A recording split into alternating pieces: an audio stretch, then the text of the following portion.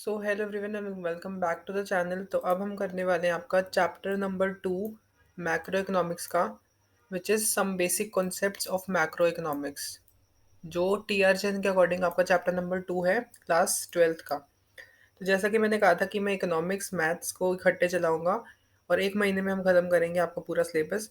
तो आज मैं स्टार्ट करूँ चैप्टर नंबर 2 से, बिकॉज चैप्टर 1 में कुछ भी नहीं है, बिल्कुल बेसिक है, वो मैं फटाफट से वीडियो बना के डाल दूंगा। तो अभी हम स्टार्ट करें चैप्टर नंबर 2 से, some basic concepts of macro economics. तो क्या है इस चैप्टर में? सबसे पहले तो हमारा जो फर्स्ट टॉपिक आता है इसमें आता है which is classification of goods, कि हम गुड्स को क्लासीफाई कैसे करते हैं। तो जो गुड्स है हम उसको टू टाइप्स में क्लासीफाई करते हैं, फोर टाइप्स में: final goods and intermediate goods, consumption goods and capital goods. तो सबसे पहले बात आती है फाइनल गुड्स क्या होते हैं। ठीक है। सो फाइनल गुड्स कौन से गुड्स होते हैं? वो गुड्स, देखो, final goods are those goods which have crossed the boundary line of production and ready to use by their final user and final good consumers और final producer goods। ये चीज़ क्या, ये दूसरा कॉन्सेप्ट है। पहली चीज़ समझते हैं फाइनल गुड्स क्या होते हैं। फाइनल गुड्स वो गुड्स होते हैं जो हमारी प्रोडक्शन लाइन, जो हमारी प्रोडक्शन हो रही होती है। फॉर एग्जांपल कोई भी चीज़ है, फॉर एग्जांपल अगर मैं लूँ, कोई भी कार है, अगर वो एक हाउस होल्ड खरीदता है तो उसके लिए वो क्या है, वो खुद यूज़ करेगा उस चीज़ को, तो उसके लिए वो क्या हो गया, फाइनल गुड्स हो गया। बट अगर सिमिलरली अगर कोई गाड़ी एक टैक्सी ड्राइवर खरीदता है तो उसके लिए वो क्या होगा, एक इंटरमीडिएट गुड हो गया। क्यों इंटरमीडिएट गुड्स होते हैं? जो बाउंड्री लाइन की, प्रोडक्शन की बाउंड्री लाइन को क्रॉस नहीं करते, जिसका मतलब है कि वो क्या हो गया, एक इंटरमीडिएट गुड्स हो गया। ठीक है। फाइनल गुड जो रेडी हो प्रोड्यूसर के लिए, जो हमारा हाउस होल्ड है उसका यूज़ करने के लिए। और इंटरमीडिएट जो रेडी ना हो, एक गाड़ी ली उसने, हाउस होल्ड ने, उनकी डायरेक्टली वांट्स को सेटिस्फाई कर रहा है, फाइनल गुड होगी।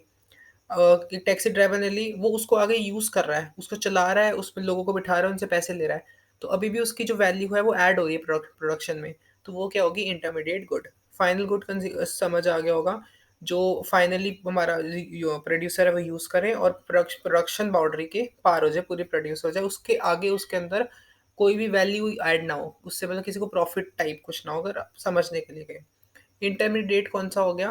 जो बाउंड्री लाइन को क्रॉस नहीं करा है और फाइनल यूजर उसको नहीं यूज कर रहा है, फर्दर प्रोडक्शन कर रहा है उससे। जैसे टैक्सी ड्राइवर का केस देखा, वो आगे चला रहा है, लोगों से पैसे ले रहा है अपने एक जगह से दूसरी जगह छोड़ने के, तो ये क्या हो गया, इंटरमीडिएट। इतनी चीज क्लियर हो गई होगी। Moving to consumption goods and capital goods. देखो मैंने लिख भी रखा है, एक बार थोड़ा सा बता देता हूँ। एग्जाम्पल देखो यहाँ पर, एग्जाम्पल है ब्रेड, क्लोथ, शूज, ये हार्वेस्टर, ट्रैक्टर, मशीन्स। ये क्या है आपके फाइनल गुड्स। ब्रेड क्या है? अब एक हाउस होल्ड अगर ब्रेड लेता है तो डायरेक्टली उसको कंज्यूम करेगा। कोई क्लोथ लेता है वो डायरेक्टली उसको पहनेगा, शूज पहनेगा। But in case of house hold, ठीक है। अब इंटरमीडिएट गुड्स, वही वो गुड्स जो आपका बाउंड्री लाइन क्रॉस नहीं करी प्रोडक्शन की, वैल्यू रहती है अभी ऐड होनी, और रेडी नहीं है किसके यूज के लिए, फाइनल यूजर के लिए। क्लियर होगी? जो चीज़ बाउंड्री लाइन क्रॉस कर गई है और क्या कहते हैं, वैल्यू ऐड नहीं होनी और रेडी है फाइनल यूजर के लिए, दैट इज फाइनल गुड्स। और जो नहीं है इन सब का उल्टा, इंटरमीडिएट गुड्स। ठीक है। अब क्वेश्चन आता है कि the same good may not be final और इंटरमीडिएट, वाई? कि एक गुड क्या कहते हैं, फाइनल भी हो सकता है, इंटरमीडिएट भी हो सकता है, ऐसा क्यों है? देखो, the same good may be final और intermediate good, it depends on the end use of the goods. वो डिपेंड करता है कि उसका एंड यूज क्या है, आखिरी में जाके उसका यूज कैसे होना है। जैसे मैंने आपका टैक्सी ड्राइवर का करा, अगर वो बंदा हाउस होल्ड खरीदता है तो हाउस होल्ड अगर खरीदेगा तो क्लियर सी बात है वो चलाएगा, उसका तो सेटिस्फेक्शन पूरी होगी। बट अगर कोई वो टैक्सी ड्राइवर खरीद रहा है तो उसके लिए वो इंटरमीडिएट गुड्स है। क्यों? क्योंकि वो फर्दर प्रोडक्शन कर रहा है, उससे वो और सामान ले रहा है, तो ये क्या हो जाएगा हमारा, इंटरमीडिएट गुड। तो वो डिपेंड करता है एंड यूज पे, कि जो भी बंदा खरीद रहा है तो उसका एंड यूज क्या होगा, उसका वो उससे और भी और प्रोडक्शन जनरेट करेगा या वो खुद अपनी कंजम्पशन के लिए यूज करेगा। जैसे example used by house hold is a final good. अगर कोई हाउस होल्ड, कोई घर का बंदा अगर शुगर खरीद रहा है तो वो अपना घर में लगाएगा। बट सिमिलरली अगर कोई प्रोडक्शन यूनिट है, वो चॉकलेट्स में डालने के लिए शुगर ले रही है, तो वो क्या है कि इंटरमीडिएट गुड है। क्यों? क्योंकि वो क्या करेगी, चॉकलेट में वो डालेगी, आगे वो चॉकलेट को सेल करेगी, तो उससे उसको पैसे मिलेंगे, तो ये क्या हो जाएगा, इंटरमीडिएट गुड। इतनी चीज़ क्लियर हो गई होगी। अब हम बात करते हैं इंटरमीडिएट गुड्स, फाइनल गुड्स, ये तो हम कर चुके हैं। ये इसमें कुछ एक ब्रीफ सा दे रखा है आपको, इसे मैंने नोट्स में लिख रखा है कि these goods remain with in the boundary line, मतलब डिफरेंस की फॉर्म में। ये आपका है फॉर फाइनल गुड्स, और ये वाला है आपका फॉर इंटरमीडिएट गुड्स। ये चीज़ें आपको बता चुका हूँ। देखो, these goods are may be resold for the profit and these goods are not resold for profit. जो हमारे इंटरमीडिएट गुड्स होते हैं वो रीसोल्ड हो सकते हैं, और वो फाइनल गुड्स जो होते हैं और इंटरमीडिएट नहीं हो सकते। These not included. अब ये चीज़ क्लियर, क्वेश्चन एक नंबर पूछ लेते हैं कि नेशनल इनकम में एस्टिमेट होगा या नहीं होगा। नेशनल इनकम क्या होता है वो आपको नेक्स्ट चैप्टर में अच्छे से समझ आ जाएगा। So these goods are not included in estimation of national income. Final goods include नहीं होते, बट दूसरे वाले होते हैं। ठीक है, अब आते हैं हमारे पास consumption goods and consumer goods. So consumption और कंज्यूमर गुड्स कौन से होते हैं? नाम से समझ आ रहा है। कंजम्पशन गुड जो हमारी कंजम्पशन, हमारी वांट्स को डायरेक्टली सेटिस्फाई करते हो, कंजम्पशन गुड्स। कंज्यूमर गुड जो वो यूज़ करते हो प्रोड्यूसर वगैरह। तो इसके अंदर चार टाइप आती हैं: semi durable, durable and non durable services. ये चार टाइप आती हैं इसके अंदर। सो सेमी ड्यूरेबल गुड्स कौन से होते हैं? सो यहाँ आ गया semi durable, non durable, durable, ये सारा आ गया। सेमी ड्यूरेबल, ड्यूरेबल कौन से हो गए? These goods can be use for the several years and are of relatively high value. For example TV, जो गुड्स काफ़ी टाइम तक, काफ़ी सालों तक हम यूज़ कर सकते हैं, वो हो जाएंगे आपके ड्यूरेबल गुड्स। जैसे टीवी हो गया, कार हो गया। अब ऐसे तो है नहीं एक साल यूज़ करा फेंक दिया, काफ़ी साल यूज़ करोगे तो ये कौन से हो जाएंगे? Durable goods. Washing machine. और सेमी ड्यूरेबल कौन से होते हैं? वो गुड्स जो एक पीरियड ऑफ टाइम के लिए यूज़ होते हैं। स्पेलिंग थोड़ी मिस्टेक है यहाँ। ठीक है, या एक साल कह लो या उससे ज़्यादा कह लो। जैसे क्लोथ्स हो गए, फर्नीचर हो गया, क्रोकरी हो गई, ये क्या सेमी ड्यूरेबल है। नॉन ड्यूरेबल की बात करें तो वो गुड्स जो सिंगल एक्ट ऑफ कंजम्पशन, एक ही बार यूज़ होते हैं, जो खाने पीने की चीज़ होती है, एक बार खाया बस खत्म, उसके बाद दोबारा यूज़ नहीं कर सकते। जैसे ब्रेड हो गया, मिल्क हो गया, पेट्रोल हो गया, टूथपेस्ट हो गया, एक्सेट्रा। तो ये सारी चीज़ें। सिमिलरली अगर हम सर्विसेज की बात करें तो सर्विसेज आती है हमारे पास नॉन मटेरियल गुड्स की, जो डायरेक्टली सेटिस्फाई करती है ह्यूमन वांट्स को। जो चीज़ें डायरेक्टली सेटिस्फाई करती है वो सर्विसेज होगी, जैसे डॉक्टर की सर्विसेज, लॉयर की सर्विसेज, सीए की सर्विसेज, कोई भी सर्विसेज, पुलिस की services which directly satisfy the human wants is known as this services. तो कंजम्पशन गुड्स समझ आ गया। ये इसकी चार टाइप्स है। ये आपको अगर आप टीएलजेन की फॉलो करें तो उसके अंदर भी दिख जाएंगी। फिर आती कैपिटल गुड्स। कैपिटल गुड्स हमेशा प्रोड्यूसर यूज करते हैं, used by the producer for the expenditure. Capital goods कौन से गुड्स? सो कैपिटल गुड्स कौन से गुड्स होते हैं जो प्रोड्यूसर यूज करते हैं फॉर द एक्सपेंडिचर। एक्सपेंडिचर मतलब खर्चा। ठीक है, कंपोनेंट्स ऑफ कंजम्पशन एक्सपेंडिचर। ठीक है, कैपिटल गुड्स क्लियर हो गए। Use by the producer for the expenditure, expenditure खर्चा करने के लिए जो प्रोड्यूसर यूज करते हैं, दैट आर कैपिटल गुड्स। ठीक है, विद दिस आपका मोर देन हाफ तो हो ही गया। तो कैपिटल गुड्स हो गए, कंजम्पशन गुड्स हो गए, फाइनल हो गए, इंटरमीडिएट हो गए। ये चार टाइप के गुड्स है, जिसमें से इंपॉर्टेंट कौन से हैं? इंपॉर्टेंट आपके फाइनल, इंटरमीडिएट हैं, जिसमें से मोस्टली क्वेश्चन आ सकते हैं। कंपोनेंट्स क्या हैं आपके कंजम्पशन एक्सपेंडिचर के? देखो, कंजम्पशन एक्सपेंडिचर के कंपोनेंट्स रखे हैं हाउस होल्ड, प्लस में consumption expenditure by the government, plus consumption expenditure by the non governmental institutions. ठीक है, ये आपका है। Then we come to the next topic which is investment. Capital formation investment कह लो या इन्वेस्टमेंट कह लो। इसके अंदर हमारे पास दो टाइप की इन्वेस्टमेंट आती हैं: fixed investment and inventory investment. Fixed investment कौन सी होती है? It refers to an increase in the stock of fixed assets that raises the product capacity of the GDP growth. Fixed investment वो investment होती है जिससे जो हमारा फिक्स्ड एसेट है उसमें इंक्रीज आता है, और उससे क्या होता है, हमारी जीडीपी में ग्रोथ आता है। वो हमारी फिक्स्ड इन्वेस्टमेंट हो जाती है। क्या होती है कि जब हमारा जो स्टॉक है, हमारा जो फिक्स्ड एसेट का स्टॉक है, जब उसमें इंक्रीज आता है और उसकी वजह से हमारी जीडीपी में इंक्रीज आता है, वो हमारी फिक्स्ड इन्वेस्टमेंट हो जाती है। अगर मैं बात करूँ इन्वेंट्री इन्वेस्टमेंट की, वो क्या होती है? Increase in stock. स्टॉक में इंक्रीज आना किसके? जो फिनिश्ड गुड्स हैं, जो सेमी फिनिश्ड गुड्स हैं, जो रॉ मटेरियल्स हैं, उन चीज़ों में जब यूज़ आता है हमारा वो आता है इंक्रीज, तो वो आ जाता है हमारे इन्वेंट्री, फिर फिनिश्ड, सेमी फिनिश्ड और रॉ मटेरियल्स में। ठीक है, uninterrupted supply of inputs of producer. Then next आता है हमारा concept about depreciation. What is depreciation? Depreciation क्या है? Decrease in the value of fixed asset due to wear and tear, accidental damages wear and tear cost, accidental damages, expected obsolescence या फिर unexpected obsolescence. तो depreciation basically है क्या, जब आपकी जो फिक्स्ड एसेट है उसकी वैल्यू में डिक्रीज आएगा, that it refers to depreciation. Example से समझो, एक आपने फॉर एग्जांपल एक फॉर एग्जांपल आपने एक कार खरीदी 1 लाख रुपीस की इन या आपने 1 लाख रुपीस की कार खरीदी इन 2000 2020 कह लो। आपने 2020 में 1 लाख रुपए की एक कार खरीदी।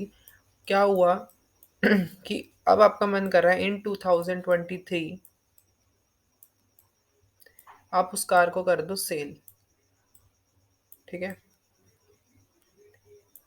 तो अब ऐसा तो है नहीं कि आपने 1 लाख रुपए की गाड़ी खरीदी है, तो आपने 2020 में खरीदी थी, 3 साल पुरानी होगी। तो अब ऐसा तो है नहीं कि आपका जो वो है गाड़ी, वो 1 लाख रुपए की बिकेगी, ऐसा तो होगा नहीं। तो जो भी इसकी वैल्यू में लॉस आएगा, जो इसकी वैल्यू गिरेगी, फॉर एग्जांपल 1 लाख रुपए की 2020 में खरीदी, अब आपको 2023 में बेचनी है। तो अब आप वो उसको बेच रहे हो कह लो आप बेच रहे हो 70 हज़ार में। ठीक है, 70 हज़ार में आप उस गाड़ी को बेच रहे हो। जो ये बीच का 30 हज़ार है, ये क्या है, डेप्रिसिएशन, ये वैल्यू डेप्रिसिएट होगी। Decrease in the value of fixed asset due to, जो भी ये सारा है आपका सर्कमस्टांस। ठीक है, तो 1 लाख रुपए की खरीदी, 3 साल बाद 70 हज़ार की बेच रहे हो। तो ये क्या है आपका, ये आपका डेप्रिसिएशन है कि उसकी फिक्स्ड एसेट्स की वैल्यू में डिक्रीज आ रहा है। ठीक है, डेप्रिसिएशन का आई होप आपको क्लियर हो गया होगा, अगर आप कॉमर्स से तो आपको पता ही होगा वैसे भी। तो डेप्रिसिएशन क्लियर हो गया होगा। इसके बाद आते हैं डेप्रिसिएशन रिजर्व फंड।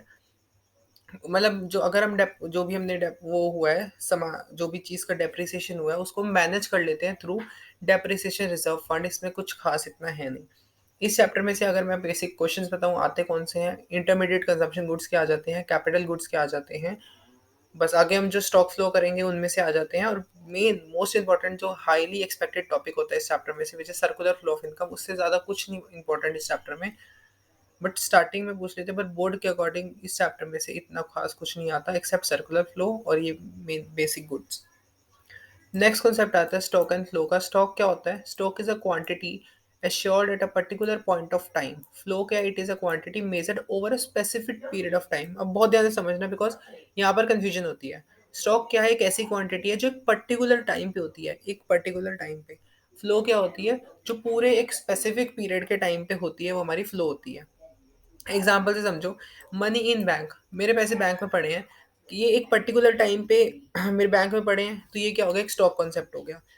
अभी पर्टिकुलर टाइम पे मेरे बैंक में इतने पैसे पड़े हैं, तो वो हो जाएगा स्टॉक। सैलरी एंड वेजेस, इतने स्पेसिफिक पीरियड ऑफ टाइम पे मेरे पास इतनी सैलरी इतनी वेजेस हैं, that refers to flow. Basically अगर मैं मोटा मोटा बताऊं तो क्या है कि एक पॉइंट ऑफ टाइम पे मेरे पास एक पॉइंट ऑफ टाइम पे मेरे पास क्या चीज़ है, वो हो जाएगा स्टॉक। और over a specific period of time पे मेरे पास क्या है, that is flow. So it has no time dimension, it has dimensions. ये बस एक डिफरेंस की फॉर्म में दे रखा है और कुछ नहीं है। स्टॉक फ्लो का भी क्लियर हो गया होगा। अब आता है हमारा इंपॉर्टेंट, थोड़ा सा important topic which is intersectoral flows कह लो। ठीक है, 4 सेक्टर्स ऑफ इकोनॉमी, हमारे पास टोटल 4 सेक्टर्स हैं, household, producer, government and rest of the world. तो इसमें से हमने पढ़ने कौन से हैं, वैसे अगर पेपर में क्वेश्चन आ जाता है एक्सप्लेन द 4 सेक्टर्स इकोनॉमी, करोगे चारों के चारों। बट आपने पढ़ना है 2 सेक्टर मॉडल, बिकॉज आपके सिलेबस में 2 सेक्टर मॉडल है। क्योंकि हम पढ़ते हैं क्लोज्ड इकोनॉमी के अंदर, ओपन इकोनॉमी में चारों सेक्टर आते हैं, क्लोज्ड इकोनॉमी में चारों सेक्टर नहीं आते, सिर्फ 2 सेक्टर आते हैं, household and the producer, ये दो आते हैं। ठीक है,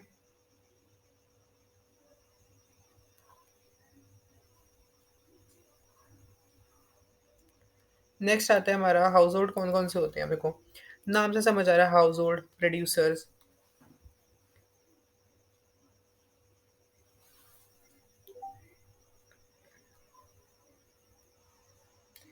इसके नाम से समझ आ रहा है हाउस होल्ड, प्रोड्यूसर।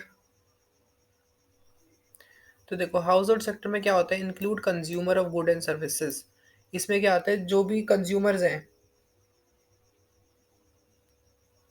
जो भी कंज्यूमर्स हैं, जो गुड एंड सर्विसेज खरीद रहे हैं, कंज्यूम कर रहे हैं गुड एंड सर्विसेज का, वो क्या हो जाएंगे, हाउस होल्ड लोग।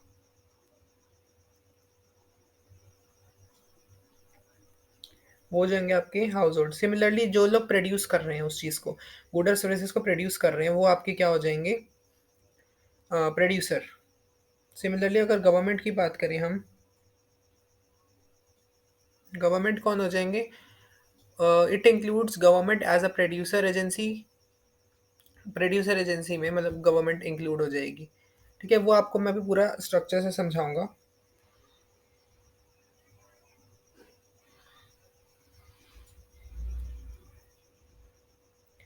ठीक है, तो गवर्नमेंट हो गया एक देखो, it include a government as a producer agency and government as a producer. ठीक है, गवर्नमेंट सेक्टर सेक्टर के अंदर क्या होता है, गवर्नमेंट एज अ प्रोड्यूसर होती है गवर्नमेंट सेक्टर के अंदर। एक्सटर्नल सेक्टर कह लो या रेस्ट ऑफ द वर्ल्ड कह लो, इसके अंदर एक्टिविटीज होती हैं related to exports and imports. ठीक है, एक्स एम से इस एक्स से एक्सपोर्ट को करते हैं और एम से इम्पोर्ट को डिनोट करते हैं।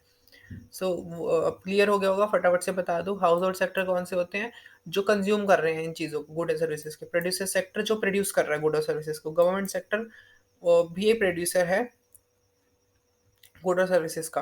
रेस्ट ऑफ द वर्ल्ड में कौन कौन सी एक्टिविटीज आ जाएंगी, जो हमारी एक्सपोर्ट और इम्पोर्ट से हो रही है, कि हमारे देश से क्या सामान जा रहा है, क्या हमारे देश में सामान आ रहा है, वो हमारा रेस्ट ऑफ द वर्ल्ड हो जाएगा। हमने डील नहीं करनी किससे, गवर्नमेंट से नहीं करनी और एक्सटर्नल से नहीं करनी, हमने सिर्फ इन दो पे ध्यान देना है, क्योंकि हमारा क्या है, टू सेक्टर मॉडल है।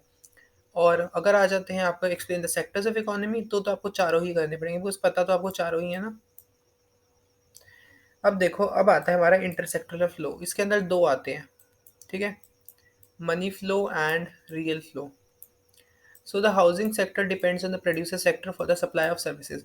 जो हमारा हाउसिंग सेक्टर है वो किस पे डिपेंड है, प्रोड्यूसर पे है, किसके लिए, सर्विसेज को सप्लाई करने के लिए। जो प्रोड्यूसर सेक्टर है वो किस पे डिपेंड है, हाउस होल्ड पे, किसके लिए, फैक्टर ऑफ प्रोडक्शन देने में। सीधी सीधी सी बात है, जो हाउसिंग सेक्टर है वो डिपेंडेंट है प्रोड्यूसर पे। अभी ये पूरा हम उसमें समझेंगे सर्कुलर फ्लो में। हाउसिंग सेक्टर प्रोड्यूसर पे डिपेंड है, क्यों, क्योंकि उस वो क्या चाहता है, वो अगर वो सप्लाई करेगा सर्विसेज तो ही तो वो खरीदेंगे। प्रोड्यूसर किस पे डिपेंड है, हाउस होल्ड पे। अगर हाउस होल्ड उनको गुड और सर्विसेज नहीं प्रोवाइड करेंगे तो प्रोड्यूसर कैसे कुछ प्रोड्यूस कर पाएगा। सिमिलरली गवर्नमेंट किस पे डिपेंड है, हाउस होल्ड पे और प्रोड्यूसर पे, क्योंकि जो भी हाउस होल्ड सामान खरीदेगा, खरीदेगी या खरीदेगा, उसमें उसको क्या मिलेगा, टैक्स से। उस जो भी वो खरीदेगा उस पर टैक्स लगाएगा, और वो टैक्स किसके पास जाएगा, गवर्नमेंट पे। द गवर्नमेंट उस चीज़ से डिपेंडेंट होगी। सिमिलरली प्रोड्यूसर अगर किसी से कोई भी चीज़ लेगा तो उस पर टैक्स लगेगा। टैक्स का पैसा किसके पास जाएगा, गवर्नमेंट के पास। कैसे करेगा, देखो, the government depends on house hold producer sector for its tax and non tax revenue. अभी नॉन टैक्स और टैक्स रेवेन्यू डिटेल में इसके अंदर कौन कौन से इंक्लूड होते हैं वगैरह आप पढ़ोगे in chapter 10 government budget and economy. ठीक है, producers in the house hold depend on the government for the various services. जो प्रोड्यूसर है, हाउस होल्ड है, दोनों ही वेरियस सर्विसेज के लिए डिपेंडेंट है किस पे, गवर्नमेंट पे। अब आते हैं हमारे intersector flow, real flow and money flow. Factor production from the household to the producer sector, goods producer sold and producer. ठीक है, ये तो सारा रिपीट हो गया। हमने करना क्या है, ये money flow. So money flow क्या होता है, it refers to the flow of money across the different sectors economy. The flow of factor payment from the producer sector to the household, to the flow of money in the household sector to the producer sector। कुछ भी नहीं है उस हमारी economy में जब money का flow हो रहा है अलग अलग सेक्टर से, ठीक है, तो वो हो जाएगा आपका मनी फ्लो। हाउस होल्ड से प्रोड्यूसर का, प्रोड्यूसर से हाउस होल्ड का। देखो, अब एक बेसिक सी चीज़ समझो, क्या, मैं आगे करके दिखा रहा हूँ यहाँ पर। देखो, बेसिक सी चीज़ है, मनी फ्लो में क्या है, देखो मैं सिर्फ डिनोट कर रहा हूँ। ये आपका हाउस होल्ड है, ये आपका हाउस होल्ड और क्या था, प्रोड्यूसर। ठीक है, ये प्रोड्यूसिंग यूनिट है। हाउस होल्ड ने क्या करा, इस प्रोड्यूसिंग यूनिट को अपना क्या दी, वो गुड और सर्विसेज की सर्विसेज दी। क्या चीज़, लैंड दी, लेबर दी, कैपिटल दी, एंटरप्रेन्योर दी। ठीक है, लैंड, लेबर, कैपिटल को कैसे करते हैं, एंटरप्रेन्योर। प्रोड्यूसर ने उसके बदले में हाउस होल्ड को क्या दिया, अगर वो कुछ दे रहा है तो कुछ बदले में लेगा भी तो सही। उसने लैंड के बदले क्या दी, लेबर। अच्छा, मैंने लैंड लेबर दो बार लिख दिया। अच्छा हाँ ठीक है, लैंड, लैंड के बदले दी, सॉरी, रेंट, लैंड के बदले दी रेंट, लेबर के बदले दी वेजेस, कैपिटल के बदले दिया इंटरेस्ट, एंटरप्रेन्योर के बदले दी क्या दिया, प्रॉफिट। ठीक है, तो बात करें तो यही होता है आपका मनी फ्लो। ठीक है, ये मैंने एक स्ट्रक्चर समझाया है।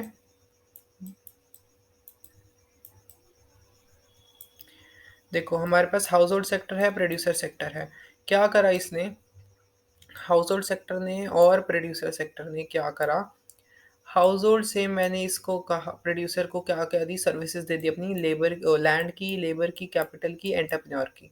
उसके बदले में प्रोड्यूसर ने मुझे क्या दे दिया, लैंड के बदले दे दी, लैंड के बदले दे दिया आपको रेंट, लेबर के बदले वेजेस, कैपिटल के बदले इंटरेस्ट और एंटरप्रेन्योर के बदले प्रॉफिट। तो ये क्या हो गया, मनी फ्लो हो गया आपका। देखो एक बार, यही चीज़ उसने बोली है, जब हमारी इकॉनमी में अलग अलग सेक्टर्स, हमारी इकॉनमी के अंदर अलग अलग सेक्टर जब मनी के उसमें फ्लो लेन देन करते हैं तो वो हो जाता है मनी फ्लो। और एक और आता है रियल फ्लो, इसमें आई थिंक मिस हो गया। रियल फ्लो में क्या होता है, वो ये भी वही होता है, it refers to the flow of goods and services across different sectors economy. Goods और सर्विसेज का फ्लो होना, but without the use of money. Simple सी लॉजिक लगाओ, मनी फ्लो में होता है पैसे की लेन। तो ये तीन फेज होते हैं हमारे पास प्रोडक्शन के।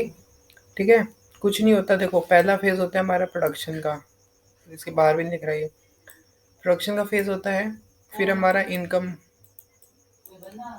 इनकम का होता है और एक्सपेंडिचर का होता है। तो ये सर्कुलर फ्लो ऐसे चलता है।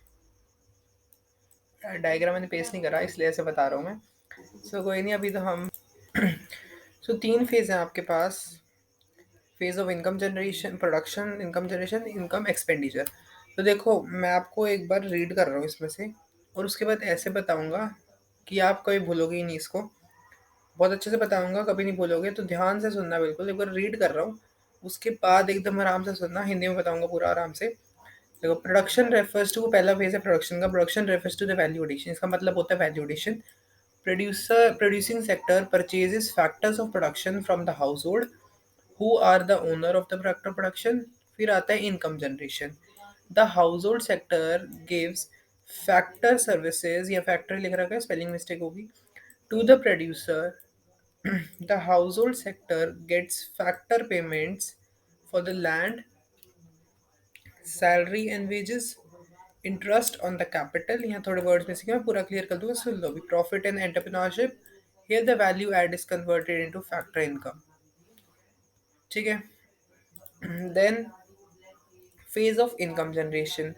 इनकम जनरेशन के अंदर क्या होता है आपका, generated income is disposed on the purchase of goods and services, consumptions and investment expenditure generate demand for the good and services।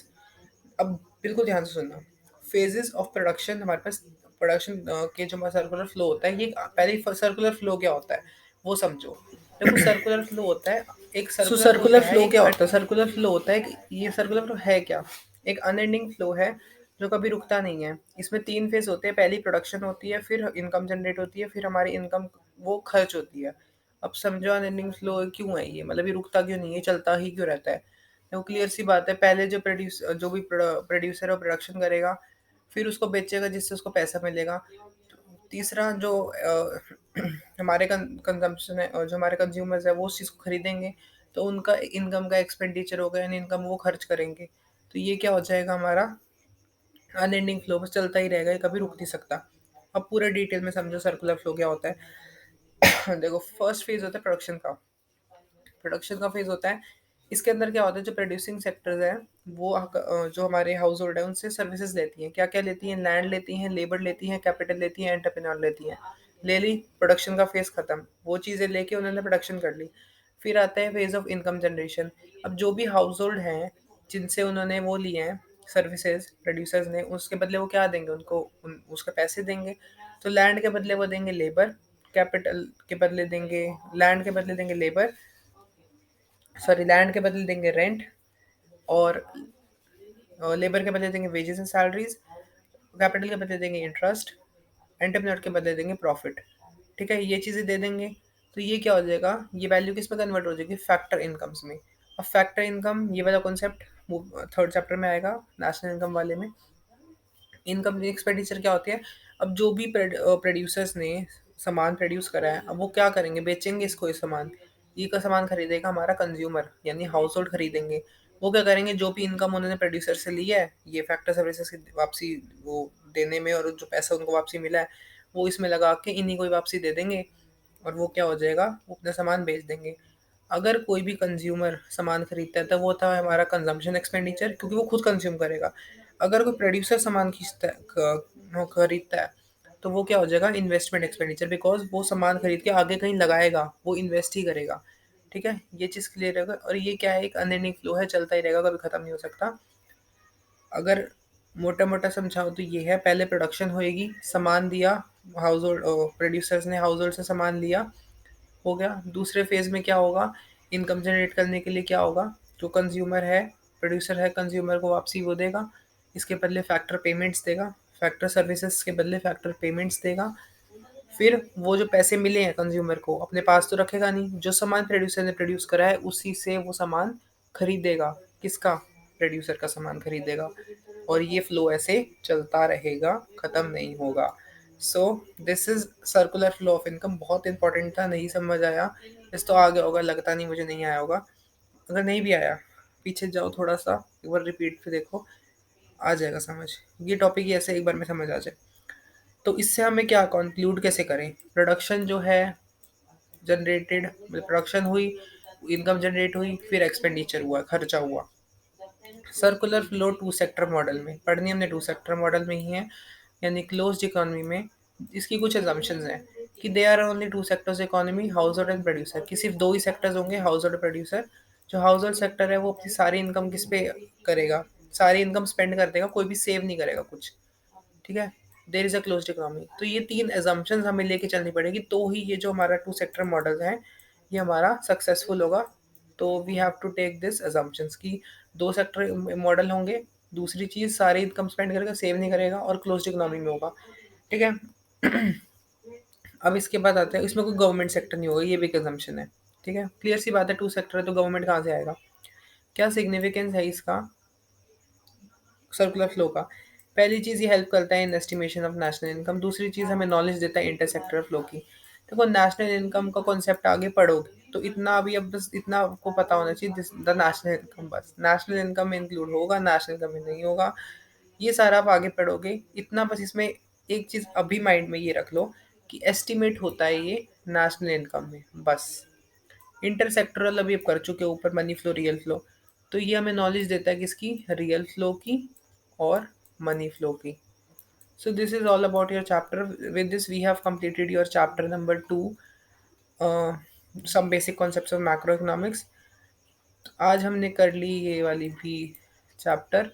Next video में हम करेंगे चैप्टर नंबर 1, फिर हम कंटिन्यू करेंगे with the national income. National income कुछ numericals हैं तो may be वो बोर्ड पे वीडियो आए, बट जो पॉसिबल होंगे ऐसे नोट्स की फॉर्म में, मैं नोट्स की फॉर्म में लाऊंगा। So thank you for watching, and if you like, share, subscribe and press the bell icon for more updates, and don't forget to like the video.